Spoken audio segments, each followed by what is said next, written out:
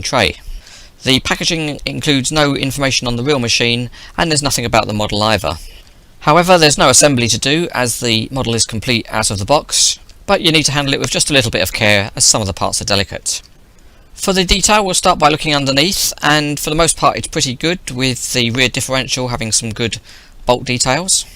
The tyres are nice and chunky and made of rubber, and the radiator at the rear is finely perforated, and there are silvered lights. The exposed engine is particularly good. It is plastic, but there's very good detail of the various components. Up on top around the operator's seat there are some good metal handrails, although perhaps the levers and steering wheel look slightly large for the scale. The articulated joint doesn't have any hydraulic hoses passing across it, but it looks good enough. A particularly strong area is the front axle with the cast counterweight slabs and the good detail around the hydraulic cylinder. The blade looks good with the unusual cat emblem on the top, and there's good anti-wear plates along the bottom edge. We turn now to the features of the model, and if we start with the rolling test, it rolls very well. It's almost the sports car of wheel dozers. It's such a smooth ride. And if we look underneath, each of the wheels turns independently and with very good bearings, so they really whiz along when you flick them with your finger.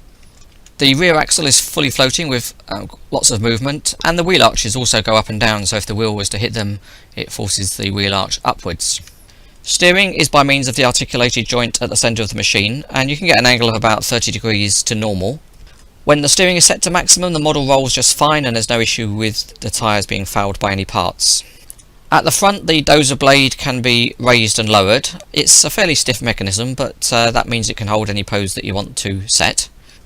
And there's also a very good range of forward tilt movement on the blade. In summary, CCM have done a very good job with the Caterpillar 834. It's reasonably priced and high quality, and if you like this kind of machine,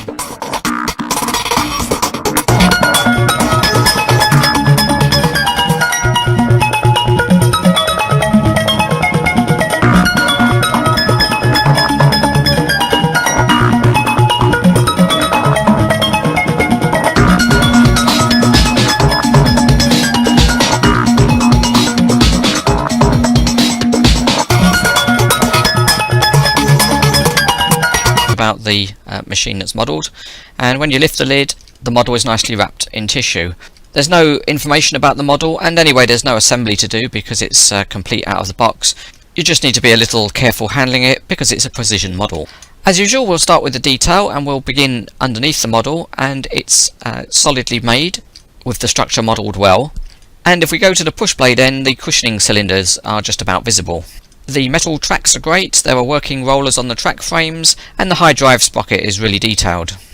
At the front, the cylinders controlling the push blade are very good, with hydraulic pipes on the cylinders and hoses running to the engine block. And if we drop down to look at the push blade itself, it's got a reinforced centre plate and good anti-wear plates on the bottom. The perforated radiator is nice, and because the push blade gets a lot of punishment when in duty, it's a very heavy connection to the tractor, and it's good to see there are lifting eyes on all the components. The model has an open cab with a rollover protection structure, and if we drop down at the back, there are some good lights and a heavy pushing block at the rear together with a towing hitch. The engine details look convincing with hoses and components visible. On top there's an excellent fine metal grab rail and grille, and the operator's area has realistic looking levers and pedals.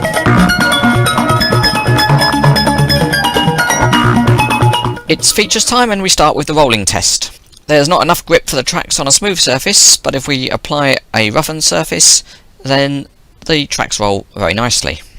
In fact, the track mechanism is pretty free rolling, so if we pick the tractor up, you can see that the tracks move very nicely indeed.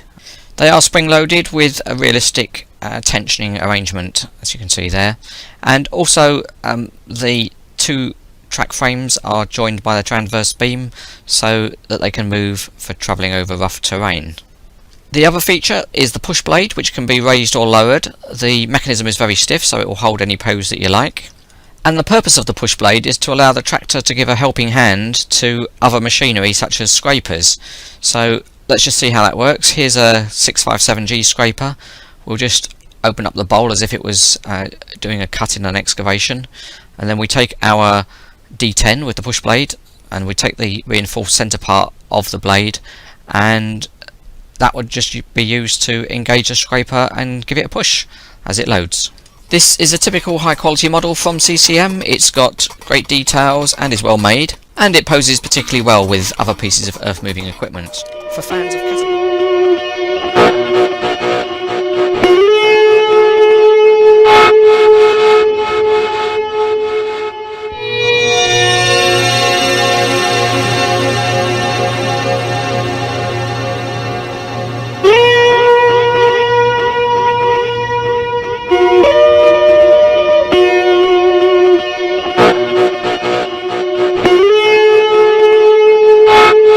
The Atlas 1604ZW is a 22-ton machine, and it's a road rail excavator, so it's capable of travelling on railway tracks and working on them. It comes in an Atlas branded box, and on the label this is the 293301 version of the model. That means it's the collector version rather than the one supplied to Atlas. There's no information about the real machine or the model, and inside the packaging is the typical Conrad foam rubber. There are a couple of parts to the model. There's the machine itself and a bag of small parts that have to be fitted. And there seems to be an extra loose part on this review model, and there's also a short length of railway track. The loose part was actually a piece that had broken off the review model, and it just goes on at the front and is used to clip the clamshell onto when the machine's travelling. Luckily it's an easy piece to superglue on and obtain an acceptable result. And this is one of those times when you suddenly realise how fat your own fingers are. One of the mirrors clips onto the underneath of the visor, and the other clips onto the handrail on the opposite side. Although they are a bit fiddly to fit, the good news is that they do clip on firmly, so they're not likely to drop off, which means there'll be no fun with this model trying to find lost pieces.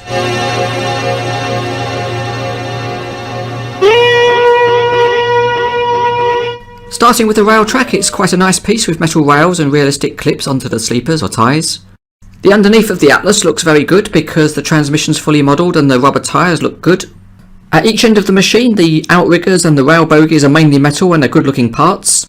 The inside of the cab has detailed controls, and as it's a road rail machine there's a seat for a passenger too. The curved shape of the body is modelled well, and it's good to see that there are detailed warning sign graphics. And another nice touch is the lights at the rear and the painted panel handles. There are more lights at the front, and the red handrails are made of metal and they're strong parts. Hydraulic hoses running to the boom, there's detail within the casting, and there's a quaint little air horn. The boom and stick arrangement is very good with excellent hydraulics, nice graphics and rivets which are reasonably small. Two tools are supplied. One is a wide digging bucket and it's metal with reinforced edges. The other is a clamshell grab, and both parts can have hoses running to them. The clamshell grab is actually plastic, although the colour finish is so good you can't really tell.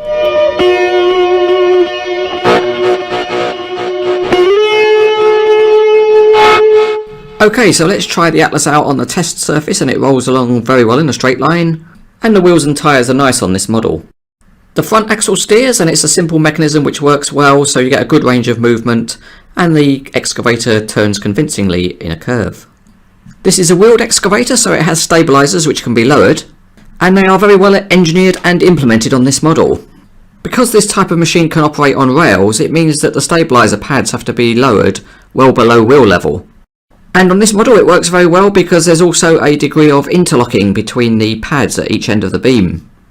The pads are now down, so we'll give it a spin around and it rotates fine. It's smooth and solid without any rocking. Now let's move on to the digging end of things. There are 5 sets of working hydraulic rams which control the various movements of the boom and the stick. And they're all fairly stiff, which is good because it means that you can set any pose that you want on the model and it will hold the pose.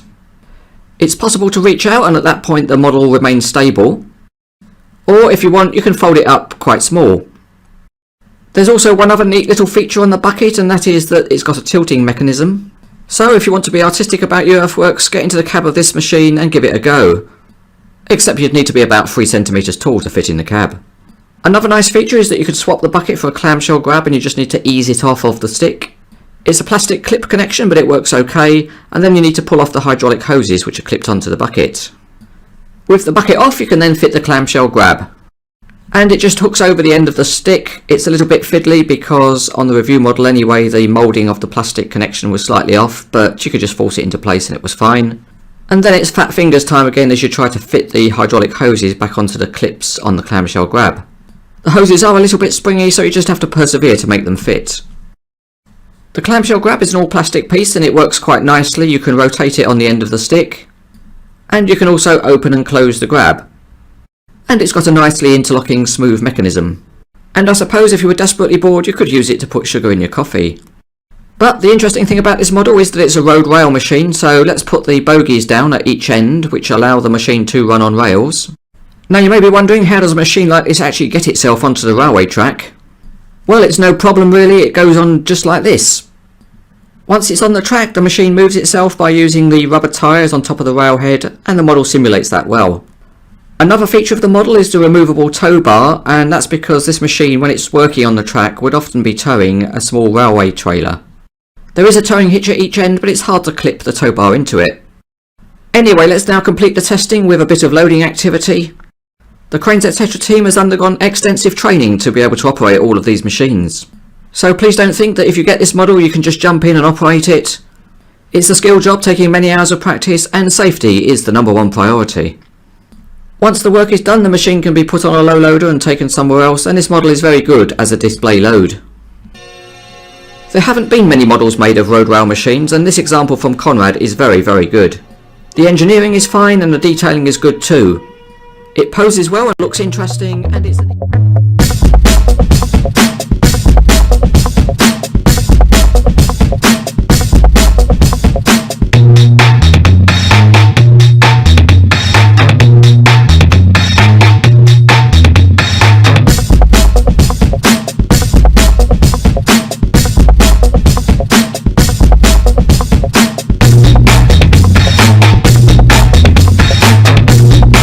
Speakerbag is the pipelaying subsidiary of the Vancy Group, and it runs a fleet of around 200 Caterpillar pipe layers. When Conrad was asked to provide a model of a Caterpillar pipe layer, it reproduced this Caterpillar 583. It was first produced around in trays, and it's a simple enough matter to lift it out of the box. There are no instructions with the model, and there's no assembly or reeving to do because the model is complete out of the box, with the reeving done also.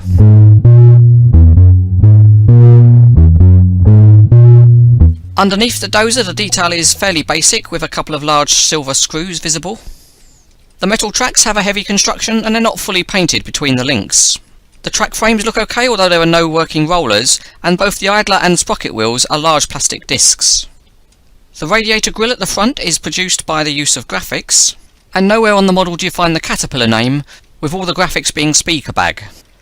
The engine block has some detailing, and the hole for the connection of the dozer blade hydraulic cylinders is visible. The counterweight mechanism is all cast in metal, with the individual slabs all being delineated within the casting. The operator's area is fairly simple, with a seat and some anti-slip texture on the floor. The winch area is all metal, with a couple of black operating knobs at each end. The side boom structure is very simple, and there are metal pulleys at the boom head, and the metal hook is good. If you try the tractor out on a smooth surface, there's a little bit too much friction in the track links for the tracks to roll smoothly. But this model has one of the better sets of crawler tracks. They do roll smoothly independently, and if you put them on a rougher surface then there's no problem at all with them rolling nicely.